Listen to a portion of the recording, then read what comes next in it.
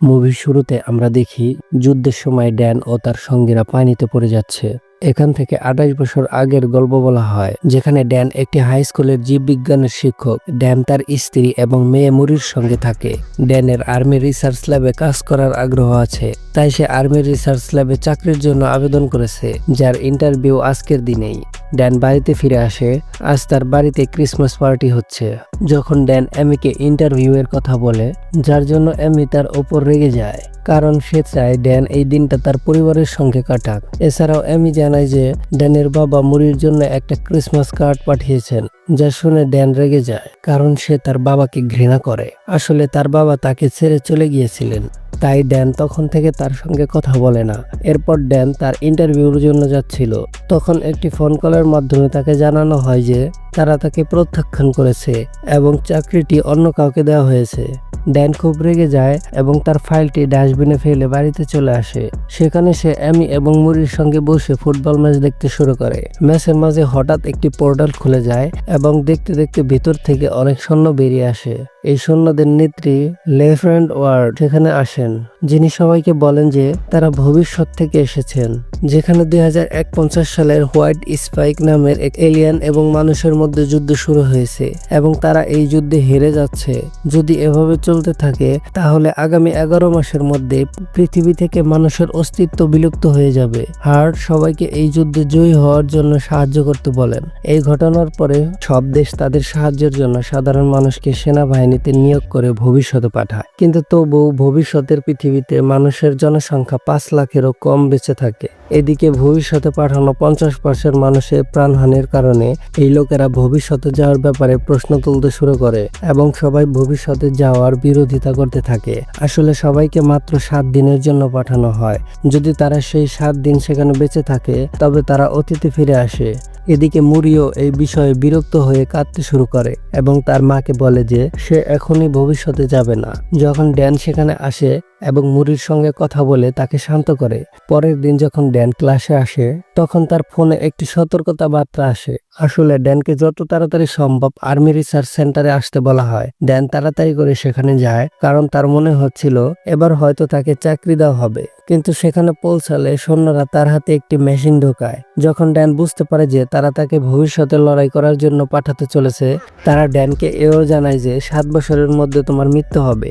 Dan তাদের কিছু জিজ্ঞেস করার আগেই তার হাতে একটি ডিভাইস লাগিয়ে দেওয়া হয়, যাতে তারা ড্যানকে ট্র্যাক করতে পারে এবং তাকে বলা হয় যে যদি সে এই ডিভাইসের সঙ্গে কোনো গোলমাল করে তাহলে তাকে জেলে যেতে হবে।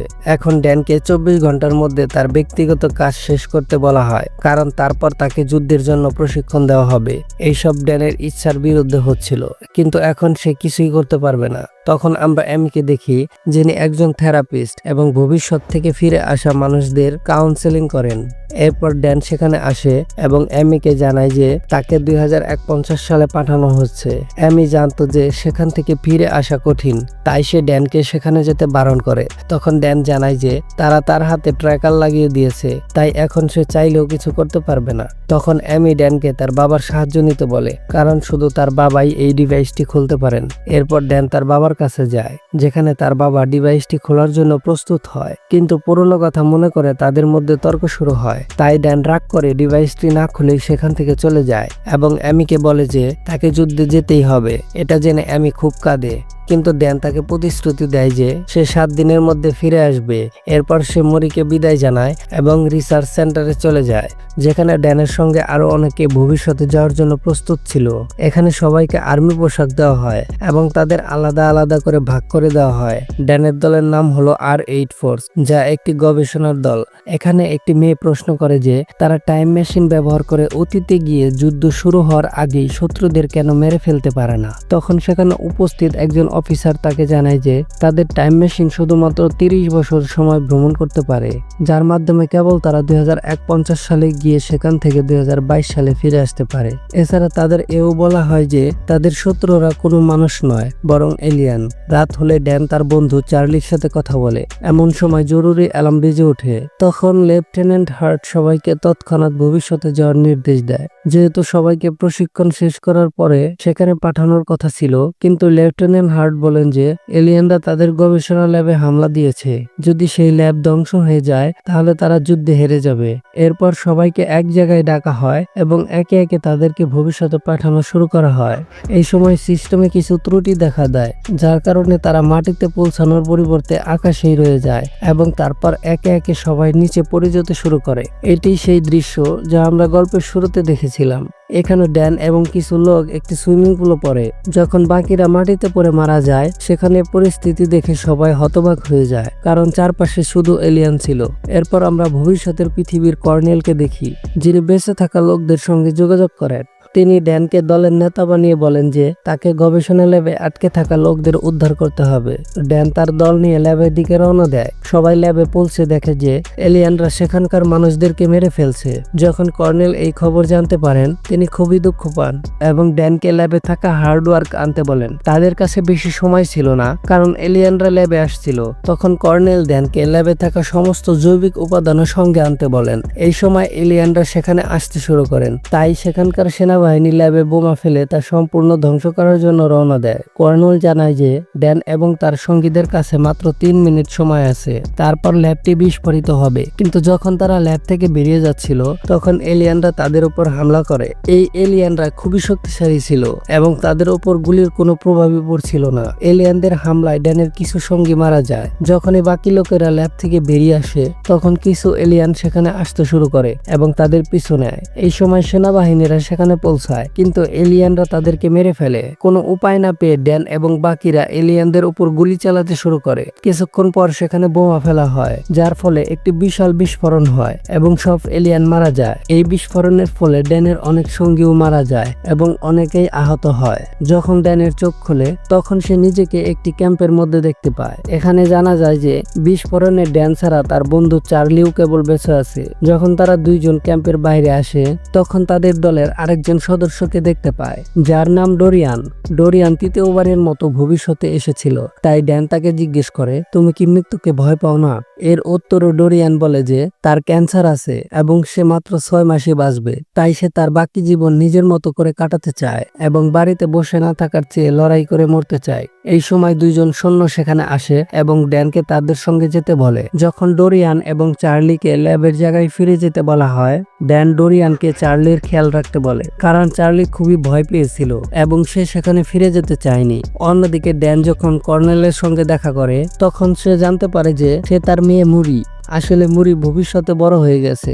ড্যান তাকে কর্নেলের পদে দেখে খুবই খুশি হয় এবং আনন্দে কাঁদতে থাকে। কিন্তু ড্যান যখন তাকে জড়িয়ে ধরতে যায়, মুরি তাকে থামিয়ে দেয়। আমি তোমাকে এখানে আবেগপ্রবণ হওয়ার জন্য ডাকিনি, বরং একটি বিশেষ কারণে ডেকেছি। ড্যান যখন সেই কারণ জিজ্ঞেস করে, মুরি বলে যে সময় হলো সে সবকিছু বলবে। এরপর মুরি ড্যানকে ভেতরে নিয়ে যায় এবং ফিমেল হোয়াইট স্পাইক সম্পর্কে জানায়। মুরি বলে যে মহিলা এলিয়ান খুবই শক্তিশালী এবং রাগী, যারা মাটির নিচে নীড় তৈরি করে এবং এলিয়ানদের জন্ম দেয়। পুরুষ এলিয়ানরা এই মহিলা এলিয়ানদেরকে রক্ষা করে এবং তাদের জন্য জীবন পর্যন্ত দিয়ে দেয়। মুরি ড্যানকে তার সঙ্গে একটি মিশনে যাওয়ার কথা বলে। এই মিশনে তারা মহিলা এলিয়ানদের ধরে তার ডিএনএ থেকে একটি টক্সিন তৈরি করতে চায়, যা দিয়ে সব এলিয়ানদেরকে মারা যাবে। আসলে এতদিন তারা পুরুষ এলিয়ানদেরকে শুধু মারছিল, কিন্তু মহিলা এলিয়ানদের মারা কঠিন ছিল।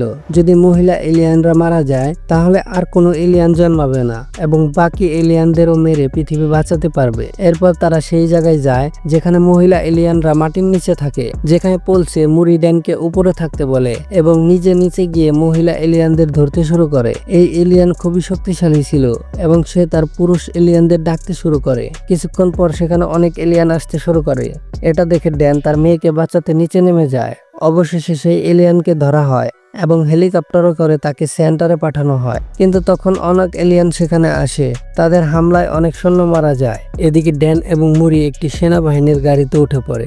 ড্যান গাড়ি চালায় এবং মুরি এলিয়ানদের উপর গুলি চালায়। তারপর তারা একটি সমুদ্র সৈকতে পৌঁছে যায়। সেখানে একটিও এলিয়ান ছিল না। সেখানে মুরি রেগে ড্যানকে জিজ্ঞেস করে, তুমি হেলিকপ্টার থেকে নিচে কেন নামলে? ড্যান বলে, তুমি আমার মেয়ে, তোমাকে বিপদে দেখে আমি কিভাবে চুপ করে বসে থাকতে পারি? এখানে মুরি ড্যানকে বলে যে যখন আমি 12 বছরের ছিলাম তখন তুমি আমাকে এবং আমার মাকে ছেড়ে চলে গিয়েছিলে। তারপর কয়েক বছর পর তোমার মৃত্যু হয়। এই কারণেই মুরি ড্যানকে দেখে খুশি ছিল না। মুরিকে কাঁদতে দেখে ড্যান খুবই দুঃখ পায়। সে বুঝতে পারছিল না যে অতীতে সে কেন তার পরিবারকে ছেড়ে গিয়েছিল। কিছুক্ষণ পর সেখানে একটি হেলিকপ্টার আসে এবং তাদের সমুদ্রের মাঝে তৈরি সেনা সেন্টারে নিয়ে যায়। এই জায়গাটি এমনভাবে তৈরি করা হয়েছিল যাতে কোনো এলিয়ান সেখানে আসতে না পারে। এখানেই সেই মহিলা এলিয়ানকে রাখা হয়েছিল। মুরি তার রক্তের নমুনা নিয়ে তার ডিএনএ বের করে। ডিএনএ পরীক্ষা করে সে জানতে পারে যে তাকে আরো অনেক নমুনা নিয়ে হাজার হাজার পরীক্ষা করতে হবে, তবেই একটি টক্সিন তৈরি হবে। এই টক্সিন তৈরি হলেই তারা সহজেই সব এলিয়ানকে মারতে পারবে। মুরি সব ডিএনএ নমুনার উপর কাজ করে, কিন্তু তাতে এখনো নিখুঁত ডিএনএ নমুনা পায়নি। এই নমুনাগুলো মাত্র 60% এবং 50%-এর মধ্যে সীমাবদ্ধ ছিল। মুরি সারা রাত জেগে নমুনা পরীক্ষা করে, কিন্তু এখনো মুরি কোনো ভালো ফলাফল পায়নি। এরপর ড্যান সেখানে আসে এবং মুরিকে বিশ্রাম নিতে বলে। আজই ড্যানের এখানে 7 দিন পূরণ হয়েছিল, তাই এখন তাকে 2022 সালে ফিরে যেতে হবে। ড্যান মুরিকে জিজ্ঞেস করে, তুমি আমাকে এখানে কেন ডেকেছিলে? মুরি বলে, যদি এই টক্সিন তৈরি হয়, কারণ এখানে অনেকটি টক্সিন তৈরি করতে অনেক সময় লাগবে, কিন্তু তুমি যখন তোমার পৃথিবীতে এটি নিয়ে যাবে তখন এটি তৈরি করতে যথেষ্ট সময় থাকবে। যখন এই টক্সিন তৈরি হবে তখন তারা পৃথিবীতে যুদ্ধ শুরু হওয়ার আগে আটকাতে পারবে। এই সময় তাদের একটি ডিএনএ নমুনা 100% টক্সিন হিসাবে দেখা যায়। তখন মহিলা এলিয়ান জেগে ওঠে এবং জোরে জোরে চিৎকার করতে শুরু করে, যার আওয়াজ শুনে সব পুরুষ এলিয়ান সেখানে আসতে শুরু করে। তাদের সংখ্যা এতটাই বেশি ছিল যে সবাইকে মারা কঠিন হয়ে পড়েছিল। এলিয়ানেরা ভয়ঙ্করভাবে সৈন্যদের মারতে শুরু করে। এদিকে ড্যান এবং মুরি একসঙ্গে ছিলেন। তখন পুরুষ এলিয়ানরা সেই মহিলা এলিয়ানকে মুক্ত করে দেয়। এখন ড্যানকে তাড়াতাড়ি সেই জায়গায় পৌঁছাতে হবে যেখান থেকে সে 2022 সালে ফিরে যাবে, কিন্তু সেই জায়গায় ইতিমধ্যে অনেক এলিয়ান এসে গিয়েছিল। দুজনে তাদের মারতে মারতে এগিয়ে যায়। তখনই মহিলা এলিয়ান মুরির ওপর আক্রমণ করে তাকে আহত করে ফেলে। এরপর ড্যান মুরিকে নিয়ে এগিয়ে যায়। তখন টাইম ট্রাভেল মেশিন চালু হয়ে যায়। এখানে মুরি ড্যানের কাছে ক্ষমা চায় এবং বলে, আমিও তোমাকে ভালোবাসি। ড্যান তার মেয়েকে অতীতে নিয়ে যেতে চায়, তাই সে তার পাশে বসে পড়ে, কিন্তু তখনই মহিলা এলিয়ান এসে মুরিকে ধরে ফেলে। ড্যান তাকে বাঁচানোর আগেই টাইম মেশিন তাকে 2022 সালে পাঠিয়ে দেয়। সেখানে ড্যানের সঙ্গে চার্লি, ডোরিয়াম এবং বাকি কিছু লোক ফিরে আসে।